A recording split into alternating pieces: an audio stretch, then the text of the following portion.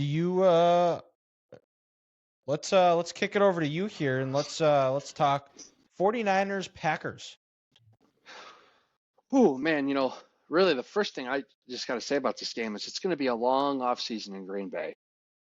Because I felt like coming into this game, once again, Matt LaFleur had an awesome game plan. You know, 3 long drives to start the game. I think it was 14 plays, 10 plays, and 11 plays. But what we've harped on all year, Dylan, I've complained about the Chiefs. You've complained with this about Dallas, and come playoff time, how important it is converting um, red zone drives into touchdowns, not kicking field goals. And then early in the game when LaFleur went for it on that 4th and 1. I remember watching that and I'm thinking, you know what? We're moving the ball well on these guys. My defense is confident. Said to myself, you know what? Kick the field goal. Get up 6 points because points are going to become so important in this game.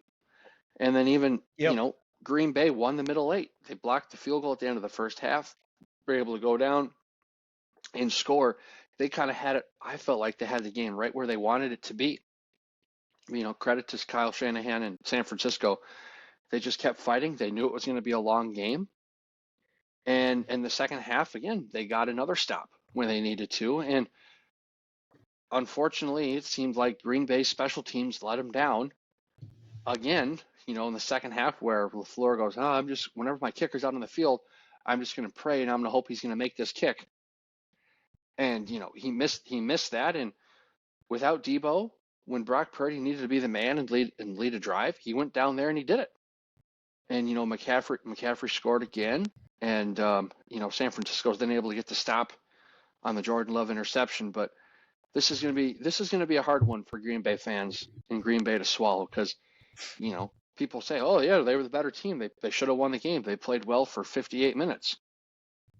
Well, close only counts in horseshoes and hand grenades, not in football. And when Green Bay needed to bow up and make a play, they just either couldn't finish drives or they couldn't stop San Francisco, from scoring. And the Niners just made a couple more plays and or avoided the mistakes that Green Bay made in this game. And also, again, you're looking at a San Francisco team coming off a bye, a little sluggish. Green Bay, they had the hot hand after what they did last week in Dallas.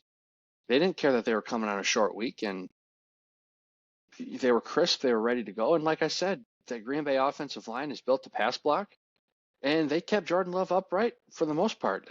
They had a great game, and it's just San Francisco just made one to two less mistakes than Green Bay did, and that was the difference in the game. Yeah, I agreed with you. I thought they should have kicked the field goal there, go up 6, because it just by the way that game was trending, it was points were gonna be needed, and they kick that field goal and make it. They're playing for a tie and they miss it.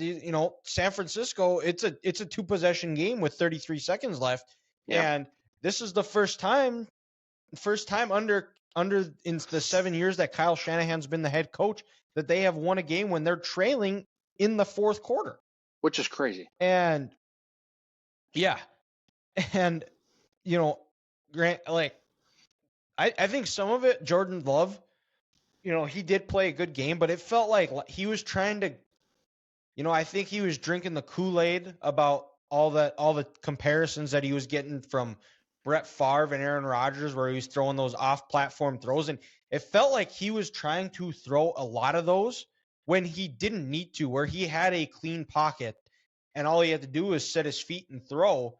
But he tried to do the off-platform, funny angle type throw, and he missed a couple of guys. And the other part too is on that last drive, where after that Aaron Jones long run, you can run on that San Francisco defense, but you have to be going through them. You can't go around them, because I believe it was after the Aaron Jones long run, they try and end around, they get 1 yard.